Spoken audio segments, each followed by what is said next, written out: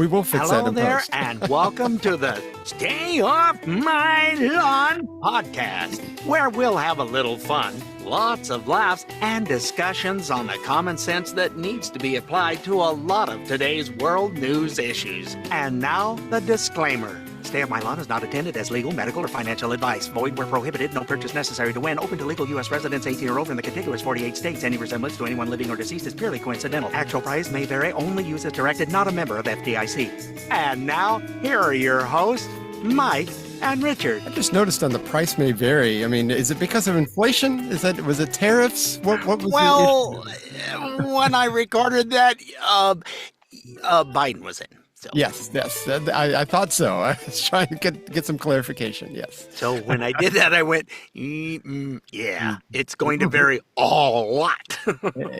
Yes, and it did. Welcome and to still this. Is. And still is, yes. Oh, by the way, that does remind me that I just saw yesterday that the average price per gallon in the U.S. just dipped below $3 for the first time since 2020. So wow. Yeah. Not where we're at. Although I did notice that gas prices have gone down considerably out where I am, out in the boonies. Why they charge 20 cents more a gallon to drive another 10 minutes is beyond me. But at any rate, that's what they do. Oh, you're way out there in the country. Yeah, we're going to hose you an extra 20 cents a gallon. I drove by a Circle K yesterday, and they have this Easy Pay. I guess if you hook up your debit card or your credit card to their app, then you get 10 cents off a gallon. But the Easy Pay was $2.57 a gallon. Wow. Yeah, we save our points from Albertsons. They updated their... Yeah, they updated. Yeah, I used to have the Kroger, which is Fred Meyer for us out here. They updated the app for Albertsons, and the wife and I are going, why aren't we getting our gas points to use for gas? What the heck? Oh, they made it automatically go to groceries. Oh. You don't get your money's worth with groceries. No. Because I only gas the car up most of the time, once a month, if that. So 10 cents a gallon, and then I get a car wash because the car deserves to be washed once a month. Sure. I'm out here where it's harvesting right now, and there's so much dirt and dust in the air. You get it washed, and in 2 days, it looks like the car goes from black to gray again. But that gives you another 10 cents a gallon off. And if you buy the deal to get your car washed at the gas station, it takes $3 off the car wash. So you get a top of the line car wash for $3 less, plus 10 cents a gallon off your gas. So you get $1.10 off. So I've gotten gas recently for $2.25. Oh. I know when you go to Buc-ee's, anyway, I was going to say with Kroger, you get 10 cents off per $100 you spend on groceries. Yeah. So that does help. And sometimes you get 2 times the bonus points and all that kind of stuff. But if you go to Buc-ee's, they'll give you if you buy the car wash, which is like $14, then you get $1 off per gallon. So if you're getting 20 gallons or 18 gallons or 15 gallons or whatever, it's worth it. I mean, It's like a car wash. So whenever we go to Buc-ee's, we do that. So, and I love going to Buc-ee's because their brisket sandwiches are off the chain. You go for the gas and stay for the brisket sandwich. And you get gas from that. So it really does help. Everybody's filled up all the way around. And we didn't start correctly. Welcome to this week's episode of Stay Off My Lawn. It is October 21st, 2025, and this is episode 138. Can you tell he's feeling better, folks? I am feeling better. My voice is back. I am. I didn't have one for 2 days. Mine just came back really decent this morning. Yeah, I was really hollering at the little small college that it was a home game, and man, I was out there. Come on, D, let's go. You're that annoying guy that's behind us all the time when we go to football games. Yeah, okay. Yeah, I have the loud whistle too because my whistler was working really good. You know that. Oh, nice. I used to call my children that way. They would be like a block away or something, and I'd just step out and I said, you got time to pick up the toys, and what have you been doing? Don't leave this stuff scattered.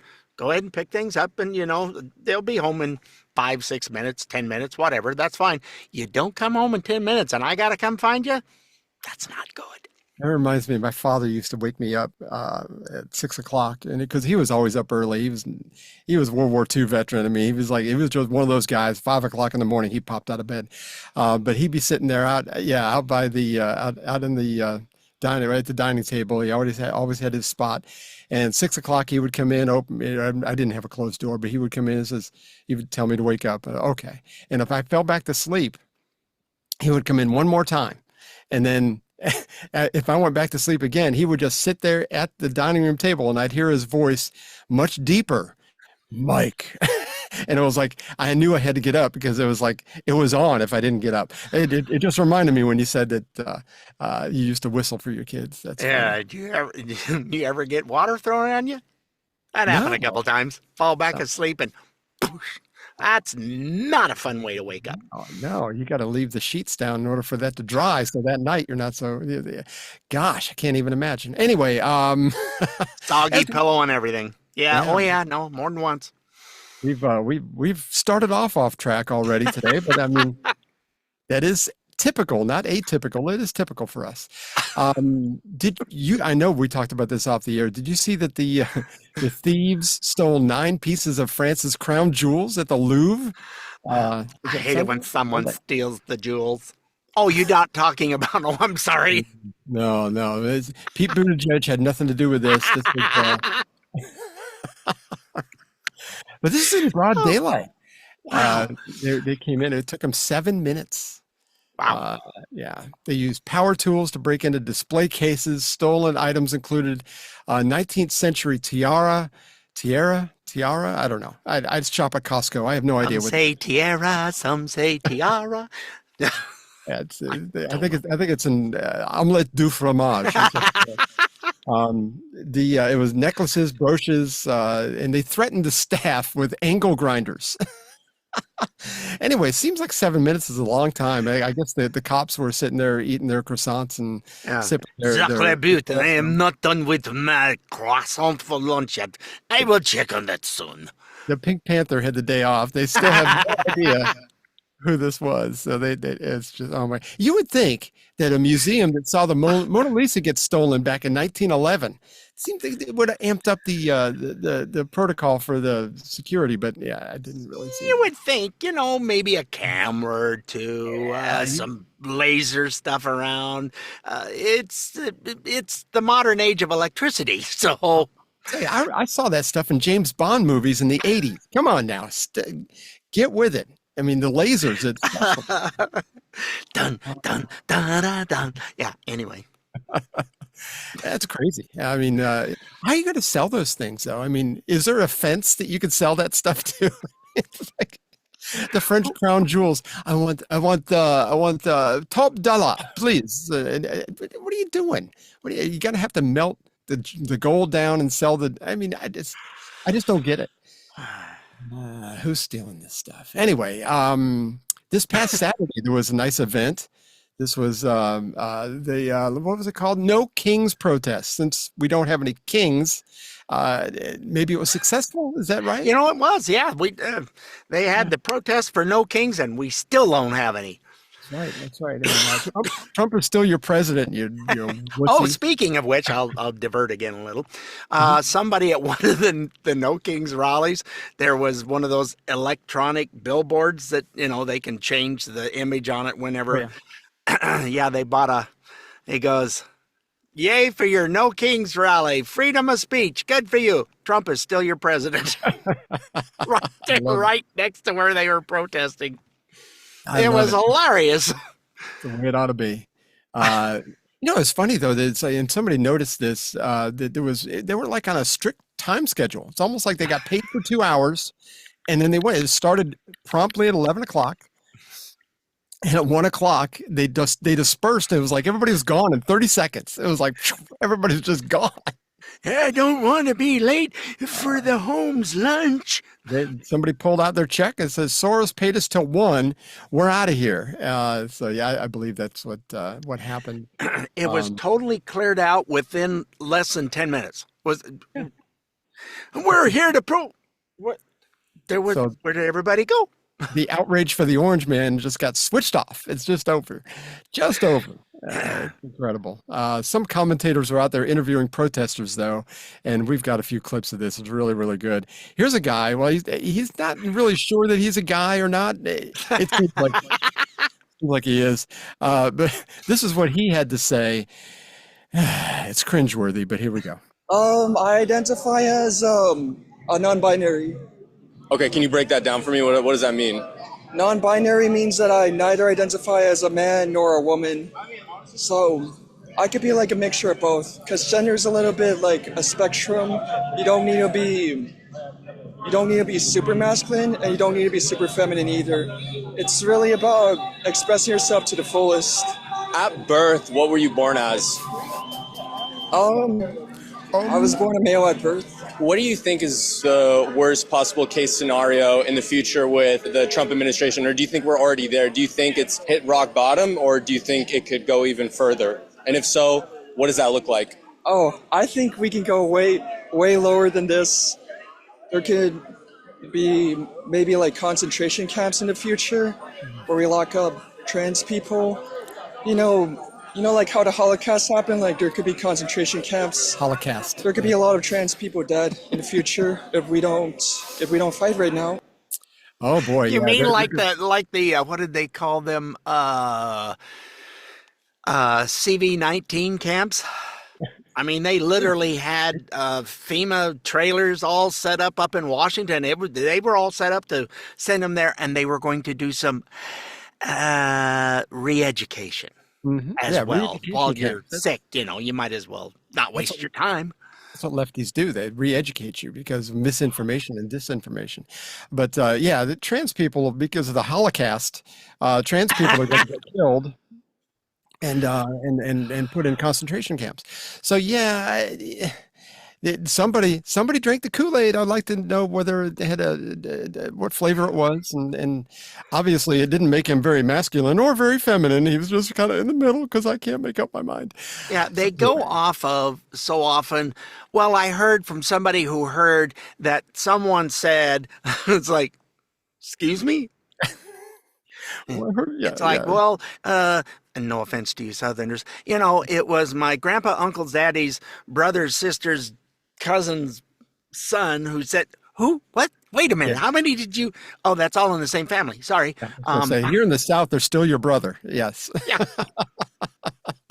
And it's like, what the? And then when you start going, well, the facts are, and this is what they just go, does not compute. Facts. We've got more examples of that. Absolutely. Here's one woman that didn't seem to know why she was there, but she was there in full force. She had a nice sign and everything, too. So what brings you out today?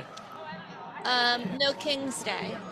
And why specifically are you out supporting No King's Day? I think protest is important. Why are you protesting? How much time do you have? A couple minutes. And what's the main reason you're out here protesting President Trump? I agree with a lot of the decisions that are being made. Is there any decision in particular you disagree with? Okay, so I would start with, well, I don't even think it's appropriate for me to have this interview. Because I don't have any facts. I'm just doing talking points. You mean I have to have data too? I signed a sheet. I got a check, and they hand me a sign. I don't know. Oh my gosh. These are not true protesters. They have no idea what they're out there. And some of the signs they were holding was kind of disturbing. Did you see that one woman? I don't have this on because there really was no audio to it, but there was a Charlie Kirk a van or something going through some of the crowd. And this one woman who ended up being an educator in Chicago. Oh, yes. She pointed at her neck and pretended like she was being shot. Bang, bang, she said. I'm like going, this is a teacher at an elementary school. Not anymore. Did she get fired? I didn't hear. Okay, she has been. Thank you for playing our game. You can go to another place now, but That's an educator? I don't want that at my school either. I'm Exactly. going to guess she put herself out there for all the internet don't go away. She's going to have to find a new line of work. That just kind of tells you, though, that these people do not think. They don't think anything through. And like I said, some of the signs were kind of disturbing. Here's one woman who was asked what her sign said, and she explained it. Can you say that? Can I say it? Yeah. Why can't anybody seem to actually kill the president? Because no one's been successful and good presidents are dead. Do you endorse political violence? No. I encourage thought-provoking questions. Like, why is that actually going on in 2025 where someone can't even manage to do that to our president? And I'm not saying they should, but I'm saying if that's what's on the table and what's happening, why? So you have a civil rights attorney for protesting, or? Yes, and I actually just spoke to someone who was a civil rights attorney passing by who stopped and talked to me because he thought my sign was a little extreme, and he agreed that it was okay. So the sign was, why can't we kill him? But I'm not advocating for him being killed. Oh, But I don't believe in political violence. No. But why isn't he... Wait a minute. Are you listening to yourself? Because maybe if you stood up, you would understand what you said, because it's not coming out the right end here. It's not coming out this part, yeah. No. And it stinks just as bad as you'd expect. Oh my gosh, it's just incredible. Wow, it's like you say this and then you say that. Do you understand that this is not that? So... Yeah. And one more, this lady could have just said Orange Man bad and been done with it, but she got a little in the weeds on this. So here we go. What has President Trump done to make him a monarch? He started to take control and do illegal things and that are not within his power. So that's pretty much what makes a person a monarch. They take complete control even though they shouldn't have it. What illegal things has he done? Come here. What illegal things? Everything that he has done except for get elected. Every single thing since he's gotten into office. So deporting illegal immigrants, is that illegal? Deporting illegal immigrants, if they're here peacefully, yes. If they're illegally here, though, if they came illegally? If they came here illegally, I believe we're a country that stands for Lady Liberty. It said, give me your tired, give me everybody you can possibly bring into the United States, and it doesn't say ship them back out. It says welcome. Awesome. Any other issues, any issues in particular that you really disagree with Trump on? No, because you're just baiting me. Have a nice day. I can't give you facts. I'm just doing what everybody says. She doesn't even know what it says on the Statue of Liberty. It says, give me your tired, your poor, your huddled masses yearning to breathe. She just doesn't know what she's talking just about. Give me your everybody. Yeah, bring everybody in. Where it's a free for all. Have a nice, We will take them, but they need to come in legally. And they're going, they haven't broken any laws. Yeah, no, coming into the country without going through channels is illegal and is a crime. What part of this are you morons not getting? You see the video with Don Lemon interviewing that woman saying that coming here illegally is not a criminal act. It's a misdemeanor. I'm like, that's a criminal act. And I don't think it's even a misdemeanor. I think it's a felony you get deported for. Unfortunately, Don Lemon, and I'm sure at one point he was a reasonable guy, but he is off the rails. I seriously doubt it. He might have been at one point. I mean, of course, all the white men are terrible in this country, but he's married to one. I don't. Yeah. Okay. So is Kamala. I mean, none of it makes sense. It's something you have to be a Democrat, I think, is be a hypocrite. Yeah. It really helps, Mm-hmm. By the way, that woman's sign said that she was holding. It was really cleverly done.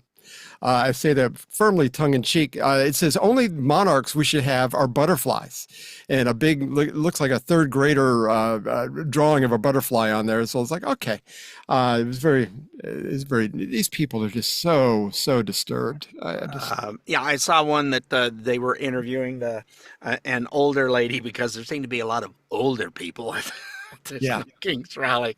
It's like they got let out from the home and they got some extra cash to go to the movies with. Where am I? I got a sign. But anyhow, she was just gritching up a storm about complaining about poor Charlie Kirk, and then, oh, he's just a terrible person, blah, blah, blah, blah. And the person interviewing her goes, so did he deserve to die? Well, yes. And then she later goes, well, I didn't know him. Really? Huh? How do you... Wait a minute. She goes, I do the same thing. And it's that if you've seen her, she's a younger, and she does stuff at churches, and she just paces back and forth and is very vociferous in her speech, and she's super intelligent. She goes, I do what he did. Do I deserve to die? Well, maybe. It's what? God. And this is somebody that, well, he deserved to die. I didn't know him. I didn't know about him. So yeah, if you don't know about him, but you've already made a judgment that he should die, that makes. But that's the left. They have never ever saw a single interview that he did. Nope. They were never nasty. He never put anybody down. He just gave a viewpoint and let them talk themselves into a big hole. Yeah, and then he would laugh at him. That was probably the most meanest thing he would do. He would laugh at. It's like, did you hear yourself? Yeah. But I mean, for someone to think, even. I don't know. The politics today, you can't compare to Hitler, Stalin, Pol Pot. You can't compare those things right now. What we have in America today, left is milk. But the left is compared to those guys. I mean, what we have today, we just don't. You can't wish death on any of these people. I certainly don't. Reasonable people don't think that way. No, it's just incredible. We are up against a break. When we come back, Adam Carolla was talking about some of the claims on the left, and we'll get into some of that. It was really brilliant. And Adam Carolla and brilliance, a lot of times for me, never really went together, but he did great on this. So hang in there. We'll be right back. It's all about common sense and fun. We'll be right back. Bud Light presents Real Men of Genius. Real Men of Genius. Today we salute you, Mr. Bowling Shoe Giver-Outer. Mr. Bowling Shoe Giver-Outer. Your tireless efforts keep our feet comfy and sanitized with mountain freshness. Mountain freshness. Instinctively, you match left shoe with right, carefully placing each pair in its own tiny shoe house. Check the number on the back. One wrong move, and we're on the fast train to Blisterville. Oh, yeah. Is he a 9.5 or a 10? Yeah. You know. Why? Because you're Mr. Bowling Shoe Giver-Outer. We couldn't bowl without you. So crack open an ice cold Bud Light, mister, and know it's no accident those shoes are red, white, and blue. No, we couldn't bowl without Bud Light Beer, Anheuser-Busch, St. Louis, Missouri.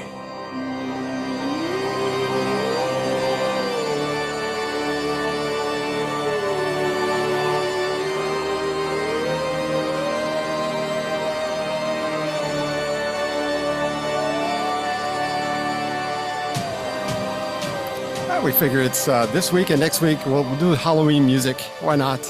Why not? It's free. It's free. I mean, you don't have to sign up for this. This is nothing that you're getting every nickel's worth that you paid for. That's exactly right. Well, a nickel might be pushing it, but if it's a plug nickel, it might be right. Nobody knows what a plug I don't nickel think anybody puts those out anymore. I don't think so. I put a string around it and then put it in and then pull it right back out. Oh my gosh, I'm giving bad advice here. Anyway, Adam Carolla. I guess that wouldn't work anymore with the new machines, but that's how people used to scam things. Anyway, Adam Carolla was talking about the claims from the left and about the right being dictators, and they've got all kinds of nomenclatures out there for the right. But he made a great point that we have made many times here on this show about how they mischaracterize things. But here's Adam. He went on a little bit, but it's worth it. Hang on. Autocracy, authoritarian, dictatorship, Hitlerian. Okay. The claim is that's what the right wants. But, you know, if you're a Republican type, you're looking for control. Okay, so who wants the control? What side wants the control? You claim we want the control. We claim you want the control. Well, here's the good news. We just had a little experiment about 3 to 7 years ago. It was called COVID.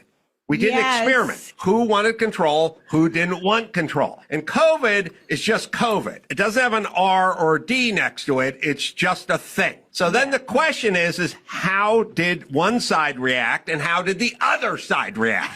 Well, I live in a place where they shut the schools, shut the beaches, shut your business, shut funerals, shut visiting Nana, and then they fucking try to force everyone to get an unproven jab, a vaccine of an untested vaccine, force everyone, or you'll get fired from your job or thrown off the fire department. That's what you guys wanted. Yeah, that sounds like control to me. That sounds like control. That sounds like authoritarian dictatorship control. You calling for people to lose their jobs. Yes. You arrested a guy who was paddleboarding in the bay. My friends who own a business 3 miles from here it's now gated and closed because you shut down outdoor dining, and they defied your control. They stood up.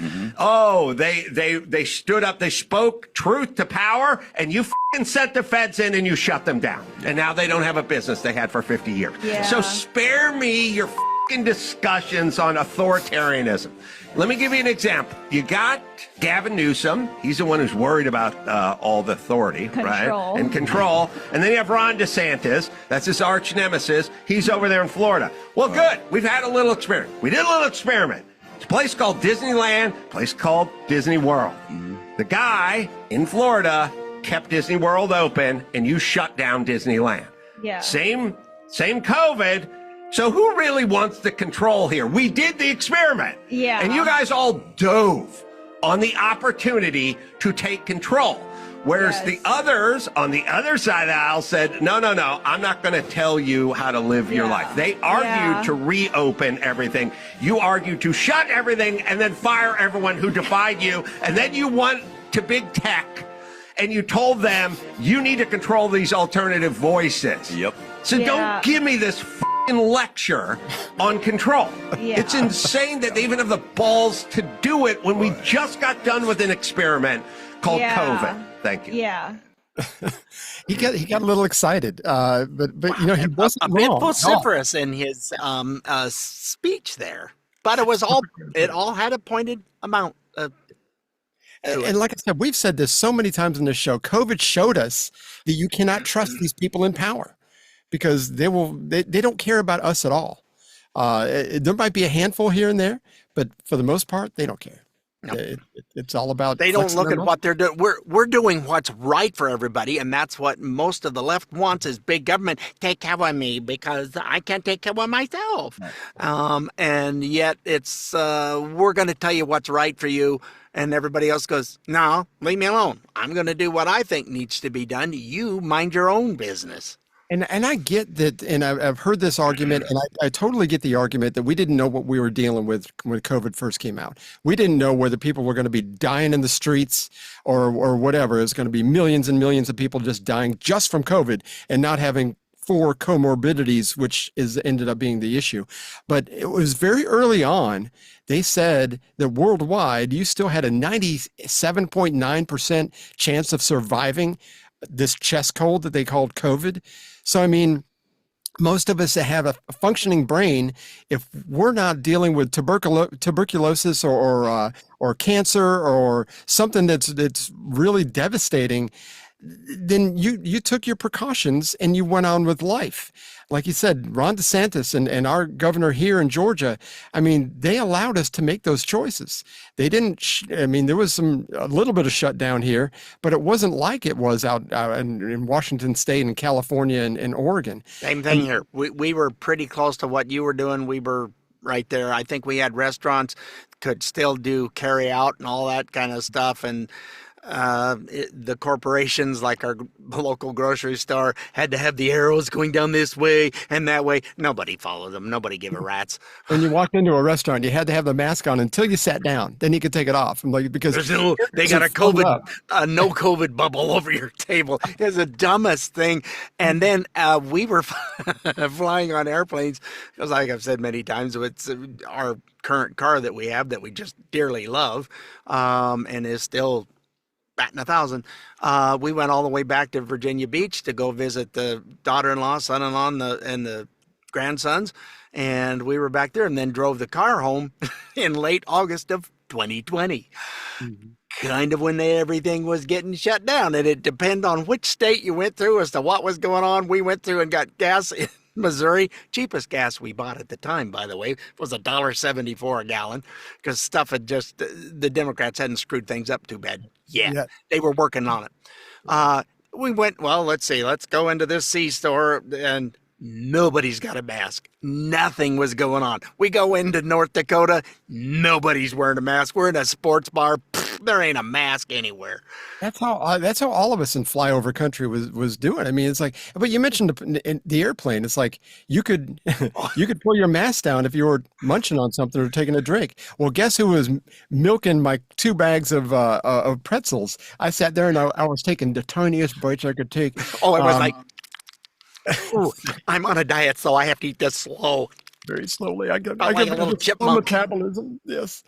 Oh my gosh. That's what and you had, your mask was just hanging down. I never got told to put it back up because I always had like food in my fingers when they went by. This close at all times. I had the straw and the pretzel. It was more than 3 inches from my mouth. Anyway, speaking of big crybabies, we'll start off with this one, something that embodies the frailty of young people today. This is an incredible story that I still have a hard time believing. So here we go. We were talking off air going, huh? Do what? While we were talking off air, both going, they're doing what? Thankfully, I haven't seen this yet, but coming to a store or town near you. Hang on. Human adults are using pacifiers to self-soothe. That's how bad it's gotten. That's how intense the regression is. It started in China kind of as a joke. People were paying the equivalent of $1.50 up to $70 for luxury pacifiers because, I don't know, like your mom didn't breastfeed you. She didn't breastfeed you for long enough. You just like sucking on things. And if you're using a pacifier and you're an adult, you're worse than an adult who goes to Disneyland or Disney World without children. Because I thought Disney adults were creepy. Oh my gosh, yes. Well, I hear they're going over really well at our large indoctrination centers. The universities. I would imagine, yes. That does make sense. Actually. There's a kiosk and you can, different colors and flavors and whatever. So. Oh, gee. $70 for a pacifier. Oh, jeez. I saw something that makes big time bucks, and this individual was talking about how much they made last year doing this, $250,000 to be a human cuddler. They pay to have someone come over. There's no hanky-panky going on. It's just snuggling and cuddling for an hour. My time's up. Thanks for the money. See you next week. I don't know about you, but whenever my wife and I cuddled, I mean, there was a lot of hanky panky that ended up. I don't know about any non hanky panky cuddling. I don't have any idea what that's about. But okay, I believe you. That's what was said. I just went, call it what you want, I suppose. I believe you. It just seems unlikely to me, but okay. Oh my God! Not what I've my experience. No, not at all. Well, I just thought I'd share that little tidbit. Maybe it's just us. I mean, I don't know. Anyway, we talked last week about the immigration crisis in the UK. And a lot of Europe is in the same position. It's a big mess over there with, and of course that started a long time before ours started with Uncle Joe.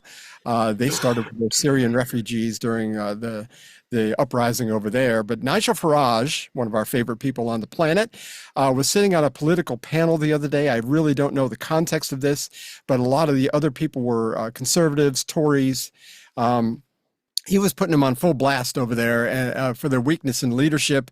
They're being wishy-washy, basically, and allowing things to get as bad as it is right now. And here's part of that interview. How can you, as a Conservative Party, keep a straight face to this audience, to the nation, having promised in 2010, 2015, 2017, you'd reduce net migration to tens of thousands a year. In 2019, substantial reductions and net migrations nearly 1 million. You've broken your promise time after time after time. But if you're honest with people, you will never be forgiven for it.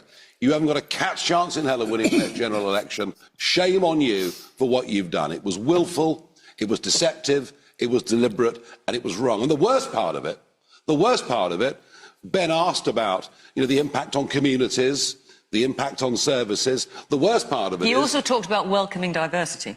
Well, we'll talk about diversity in a second. The problem with welcoming diversity is if you do it in too big a level, you get division. And we're seeing that in many of our towns. The last 2 million that came from outside the EU under your watch, only 16% of them are working.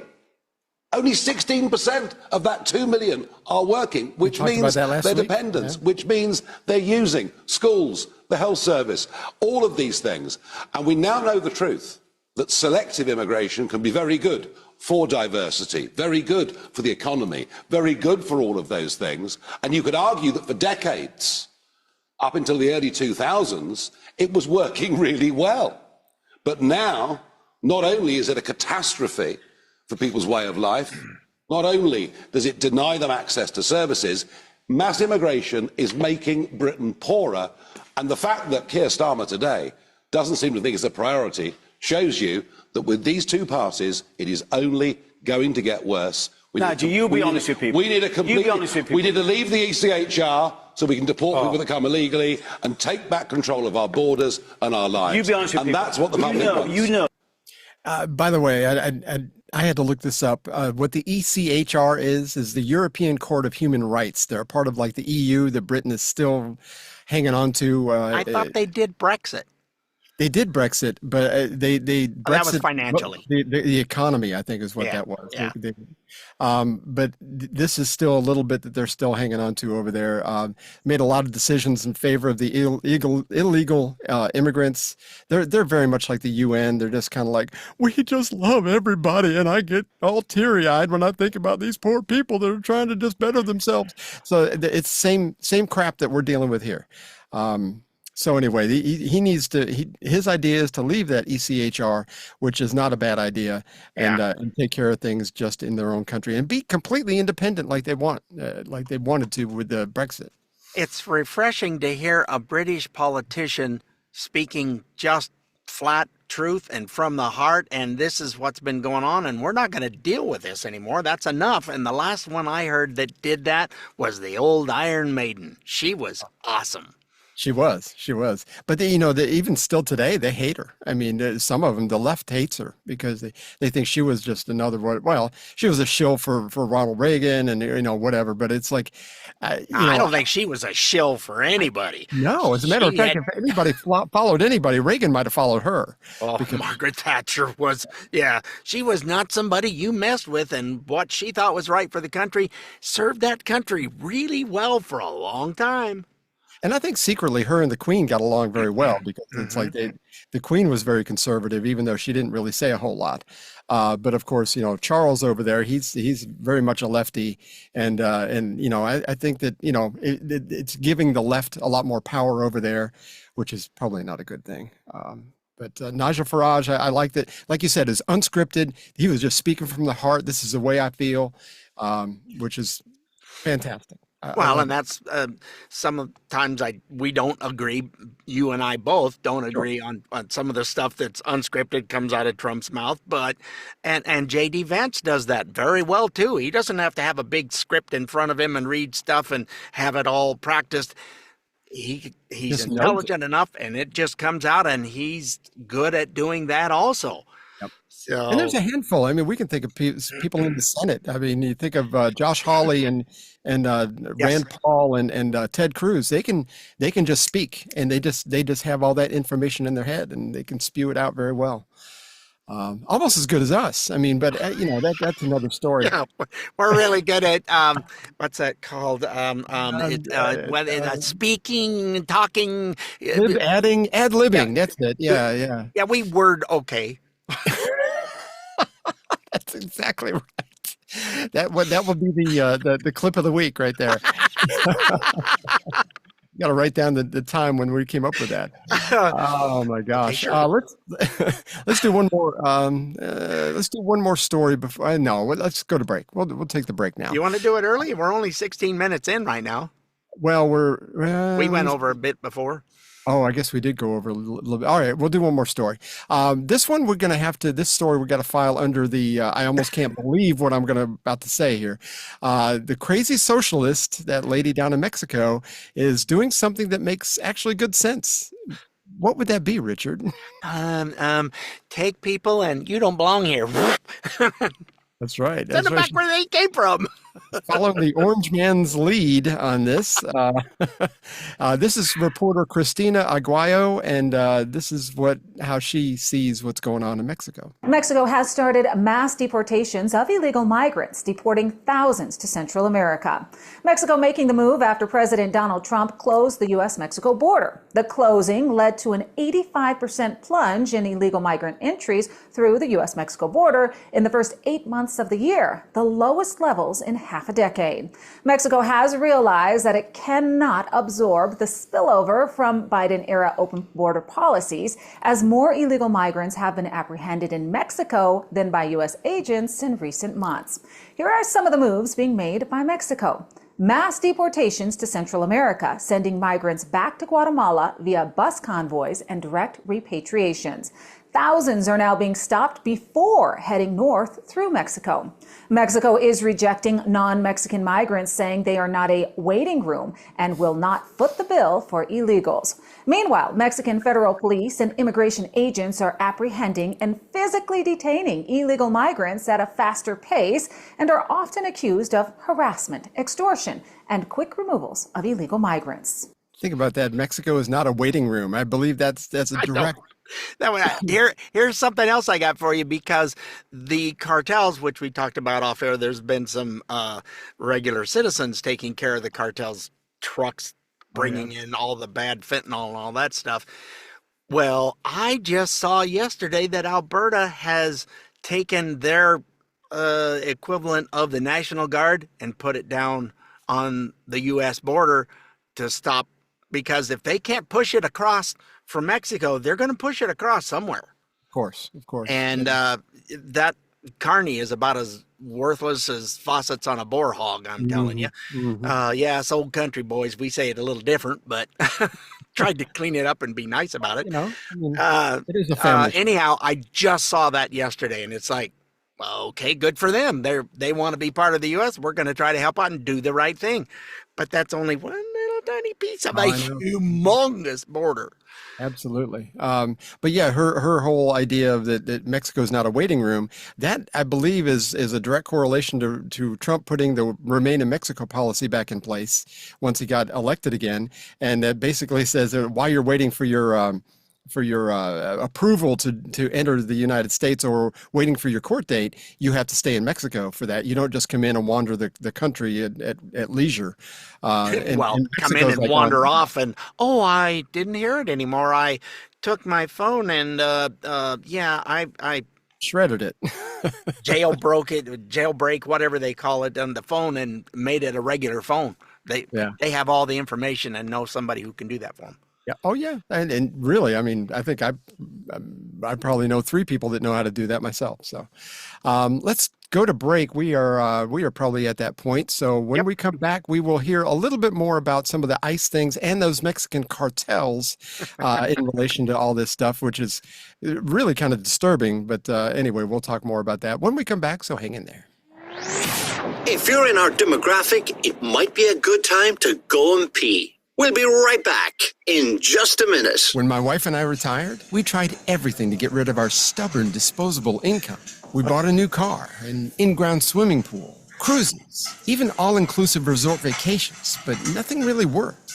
Then we heard about twin granddaughters. Finally, some relief. Do not use incredibly cute granddaughters if you are allergic to words like papa or grandma, tight hugs around the neck, or even giggles with terrible singing coming from your back seat. Do not take identical twin granddaughters if you like quiet walks, a full night's sleep when they spend the night, or like to spend less than $80 when going out to lunch. Ask your financial advisor if having adorable twin granddaughters is right for you. It may just be the cure for your disposable income. Use as directed.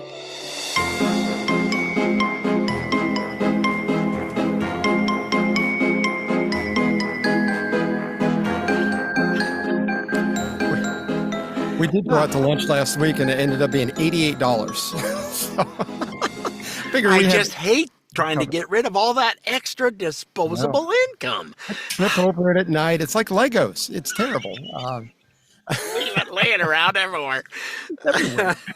Oh my gosh. Anyway, it seems that JB Pritzker. Oh, wait a minute. No. You got some more on the Mexico? I do. I skipped one. So we're gonna talk about JB Pritzker first. Okay. Just because I'm a little bit OCD on this. I gotta go in order, man. I thought. You were done with the Mexico deportation. No, I do have another thing about ICE agents being doxxed and all that. That'll come after this. But like I said, if I don't get to this first, I'll forget it. JB Pritzker and Brandon Johnson, just because my brain is, one brain cell is lost and the other one's out looking for it. So JB Pritzker and Brandon Johnson may be in a bit of hot water. There is a new report that came out last week about money laundering. This is an excerpt from the press conference given by a member of that state's legislature, and it may be bad for them. We'll have to wait and see. I'm Representative Brad Halbrook of the 107th District of Shelbyville. Today we're turning our attention to a staggering amount of taxpayer money, over $1 billion, that's being funneled into political connected non-government organizations, or NGOs. This wasn't uncovered by government watchdogs, but concerned Illinoisans and Republican legislators that our grassroots effort we call DOGE, or the Department of Government Efficiency. Before we show you where the money's going, we need to ask one simple question. Why is government funding NGOs at all? First, there's no transparency. NGOs aren't subject to the Freedom of Information Act, or FOIA. Taxpayers can't see how their money is being spent. Just last week, a lawsuit was filed because the state refused to release a contract detailing how much public money was being sent to specific groups. Second, the budget language is vague and on purpose. These grants are buried under broad terms with little or no detail. Lawmakers are being asked to approve funding without knowing how the money will be used or even who's getting it. Third, the human services budget has been hijacked. It used to mean helping seniors, helping single mothers, and people with disabilities. Now it's packed with programs for politically aligned groups offering vague services like parent mentoring, immigrant support, LGBTQ advocacy, and many are race or identity-based initiatives that serve political agendas, not real need. Fourth, this spending undermines real charity. Faith-based groups and private charities are being pushed aside while politically connected NGOs scoop up taxpayer dollars. The government is picking winners and losers and rewarding those who keep the majority party in power. And you got to wonder whose bank accounts are getting padded during all this, and because that's how NGOs work. I mean, and for those who don't know, that's non-government organizations. Yeah.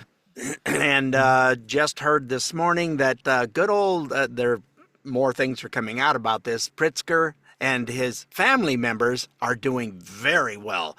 They have over 65 NGOs, and many of them have one employee who's making somewhere to the tune of a couple $100,000 a year, and they do nothing. They're just ahead of, well, this is the CEO, Okay, and all of them are interspersed. Maybe somebody else is also on this one as a vice president, and this one they're the C. It's all family members. It's like you get $1 and you get well, no, you get a bag of dollars, a big bag of dollars. This used to only be able to happen with like offshore LLCs, but now they just make NGOs, and not only the LLCs it used to be laundering money. It wasn't necessarily taxpayer dollars. It was a way to kind of hide income, but now they're using taxpayer dollars with these NGOs. We're talking millions and millions and millions of dollars. Pritzker is as rich as he could be anyway. But if he's got over 65 of these NGOs that are, I mean, that may be the exact reason that he needs to be investigated. Why does he have so much money? Yeah. I mean, got to be money. And Brandon Johnson, if he could rub his two cells together, I think he had a brain cell and the other one went to sleep. So I don't even know if they know each other exists. No. But he just doesn't have a clue. And that's what's chapping off the Democratic Party in D.C. is they got rid of all that. USAID was nothing but a giant laundering scheme. Whether anybody wants to say it was or wasn't, it is. That's what took place. They don't like it. Their slush funds went bye-bye. Did you ever hear the list that Senator Kennedy went through and where a lot of that money went to? I think we might have played it on the air for a while. Oh, yeah. No, it's like to what? And some of the weirdest looking things. And then you look at the money that went to them. And by the time you took out whoever was in charge of that particular NGO was making X number of dollars, it would have been like, oh, yeah, for the people that were trying to help. Yeah, they got like $400. Yeah. But the other 50 million went to all this other stuff. But some of it was very vague, even in USAID. It would go to Croatia for social media training or something. It's like, what the heck is that? I mean, and why are we paying for it? And they've also discovered that through NGOs, Soros wasn't spending his own money to give to protesters. That was coming from us, the taxpayer. So why spend your own money? An NGO that came back to. Why spend your own money when you can make an NGO? I mean, it's the new way to just kind of launder your own money. I mean, or taxpayer money. But and then people, and now we understand why so many people on the left and some on the right were upset about USAID getting defunded because their money stream has been cut off now. Oh yeah, a lot of the rhinos didn't like it either, and a lot of those in the next election might not be there anymore. There might be somebody taking their place. Yeah. Oh, and that reminds me, by the way, if you do have one of your rhino Republican senators or whatever coming up for re-election next year, go out there and vote in the primary. Get them out of there if they're not doing what you want them to do. This is an off year for elections, but here in Georgia we have public service commissioner elections going on in next month. So I mean, and it's very important because that's a lot about your power bill and how that's all done here and how that's all regulated. If we don't get the right people in place for that could be an issue for us for many years to come. Every state has something going on this November, some election. Find out what it is and go out there and vote. I mean, it really such a small percentage of people go out and vote during these off years. Even in the midterms, a lot of people stay home. Man, just go out there and take part in this. This is what our republic is based on. You need to go out there and have your voice heard and do the right thing and vote. Well, and we had on as a guest Reagan Box. Reagan Box. Mm-hmm. Yeah. And so, hey, if you don't like what the two senators that are running in the one that's up for re-election, we both really liked Reagan. She was very commonsensical and was good at listening and good at getting her point across. There's a lot of good people out there. Look and see who's actually running and not just, I didn't get time to look. Oh, that's who I voted for before. And that's why you're getting what you get. And that's the thing. It's like Getting what you got. Sorry. Yeah, but I mean, on the Republican side, we got Buddy Collins and I'm sorry, Buddy Carter and Mike Collins. And it's like we've all, if you live in the state of Georgia and if you're plugged into politics at all, you've heard of both those names several times. So you understand who that is. You may not have ever heard of Reagan Box, but I mean, just do a little bit of research. Who's going to be on the ballot and what they stand for, what they believe in. I'm not saying who to vote for. We've just interviewed her.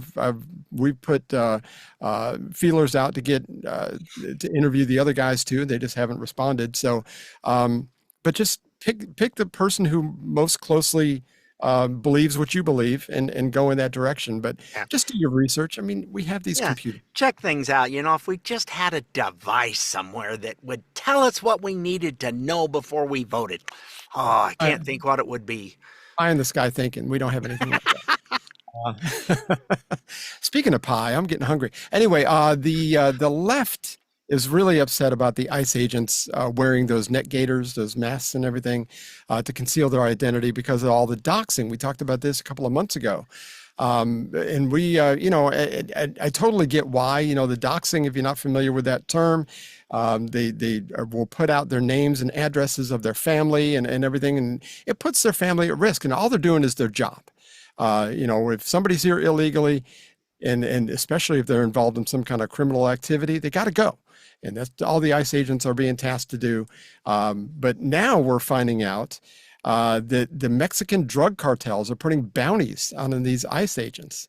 And you saw something about this too, didn't you? Yeah, it was what's been going on. And the reason they're putting bounties on them is the cartels right now are losing their shorts. There was a large group of citizens that are known to be a little cranky. They were leather vests. Put it that way. Let's just leave it at that.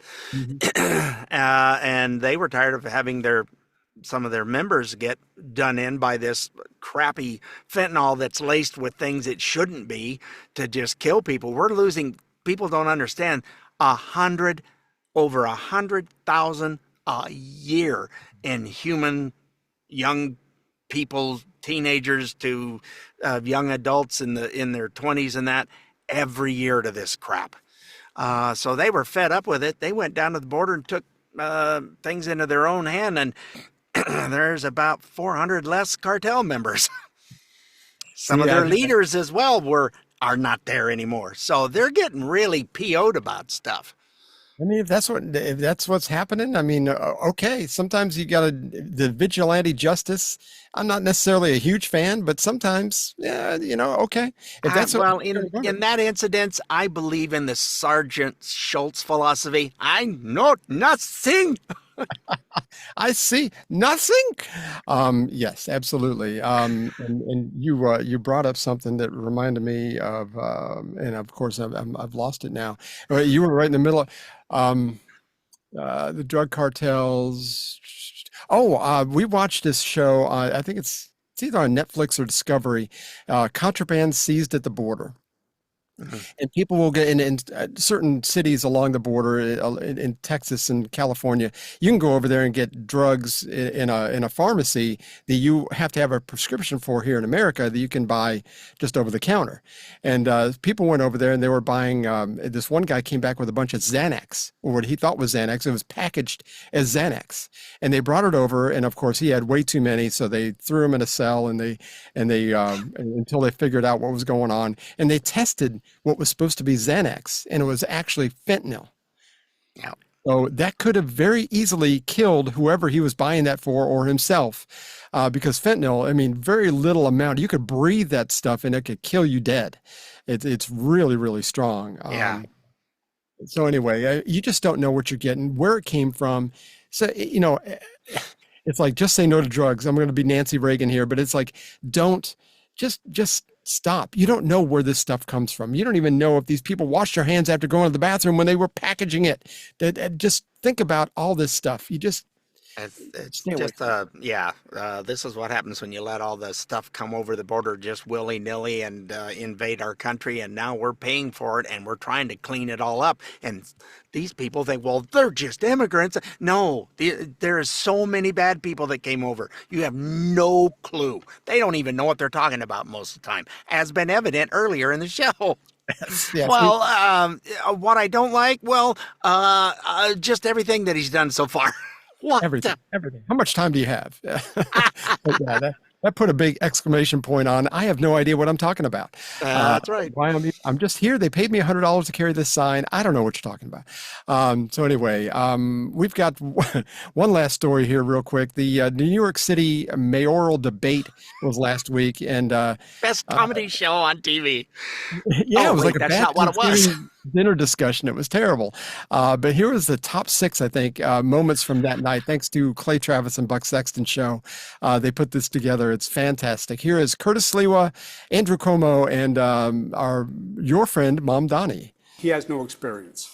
And this is not a job for someone who has no management experience to run 300,000 people, no financial experience to run $115 billion budget. He literally has never had a job. On the quality of life issues, the worst thing that could happen is if the Assemblyman's proposal for legalizing prostitution went through.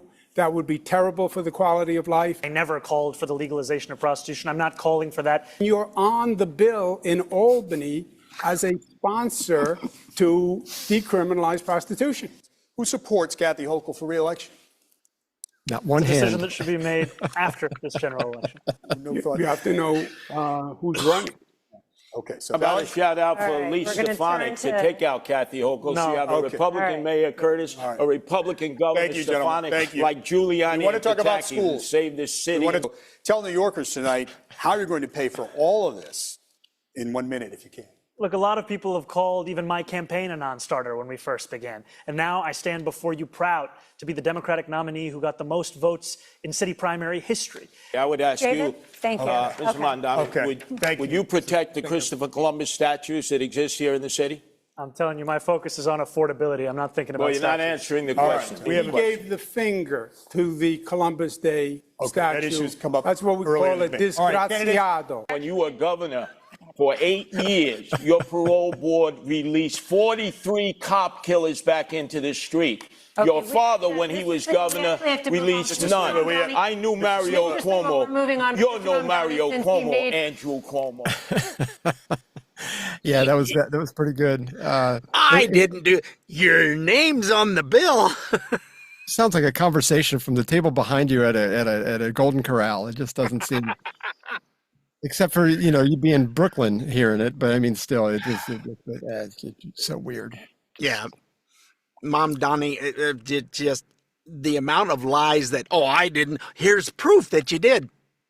You got some proof, and he never says anything else. He just stands there and smiles.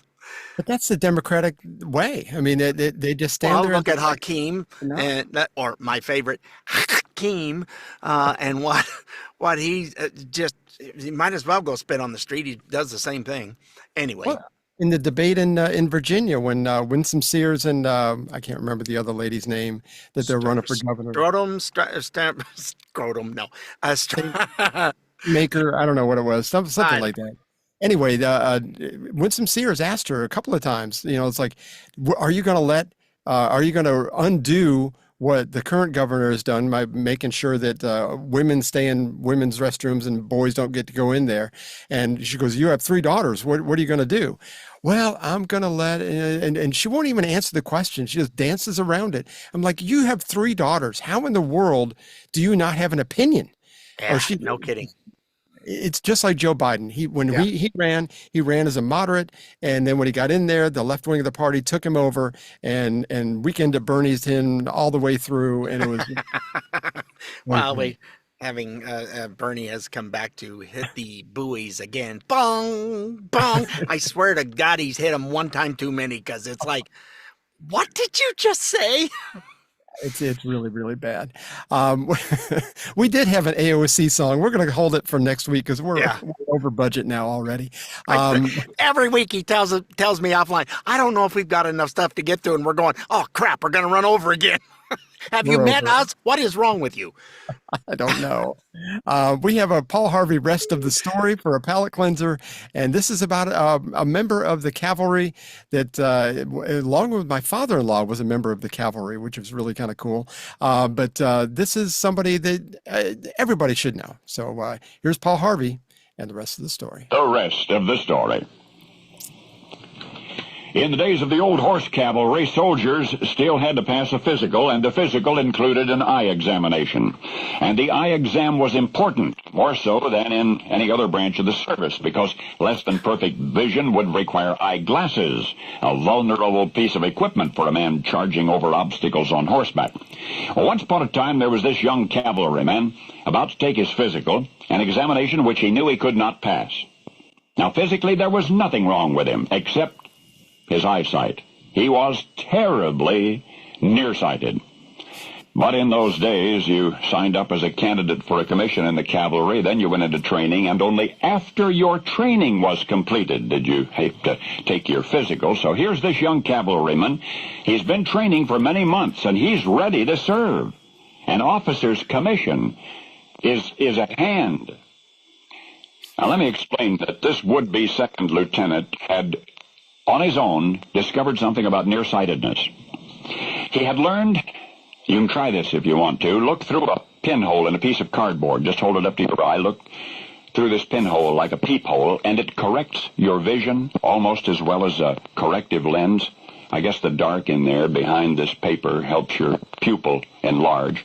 But he learned something else. If you're nearsighted and if you cover your eye with one hand, you can make a tiny crack between your fingers, like that pinhole in the cardboard. You can look through that little tiny crack and thereby improve your vision to near normal. There were Army doctors conducting the physical examinations in those days, but they allowed this young cavalryman to go to a physician in town, a civilian doctor. He was allowed to administer the eye test and submit the results to the Army. The young man went to the doctor's office. This young man faced the eye chart on the wall. Left eye first, the doctor said, cover your right eye with your hand. And the candidate officer covered his own right eye with his hand.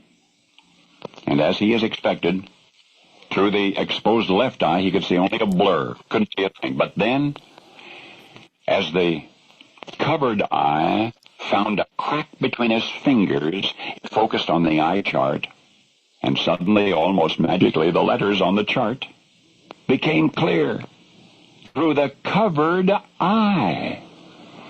Of course, the cavalryman reversed the procedure when the doctor asked him to cover the left eye.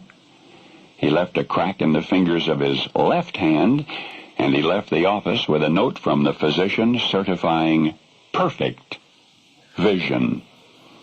And the United States Cavalry had another second lieutenant. It was the horseback riding that had attracted the young man in the first place. In fact, he remains an excellent horseman to this day. More than 50 years have passed since his hitch in the 14th Cavalry Regiment at Fort Des Moines, Iowa. More than 50 years and 2 major careers, but he rides as tall in the saddle as ever. And he's just as clever as ever. The young man who secretly solved his own nearsightedness to get into the Army. A Rough Rider named Ronald Reagan. And now you know the rest of the story. He was a cheater, but I mean... he was a problem solver. That's how you say it. Jeez. That's right. I'll fix that in post. No, you won't. No, I won't. But man, what a great story. I had never heard that story before. I did hear somebody say, well, he wasn't a Rough Rider. It's like that was back in Teddy Roosevelt's day. Okay. But, you know, a lot of times they correlate cavalry with Rough Riders. Okay. You know, so don't be so picky. I saw some criticism of this story, whatever. But obviously this was back when he was still president and he still was hitting on all cylinders. And yes, he had, he rode those horses right up until almost just before he died. The documentary I saw about his life, and man, what a love story between him and Nancy. I mean, yeah, you just gotta love it. So anyway, we hope you were somewhat informed and had fun like we did. Don't forget you can find us on iTunes, Spotify, iHeart, Amazon Smart Speaker, Rumble, or wherever you find those podcast things. And if that's too complicated, just go to our good old website of StayOffMyLawn.us for all our past and present episodes. So exciting. We'll see you next week, folks. Toodles, and thanks so much, everybody, for listening. Tell a friend. We appreciate it. Have a great week.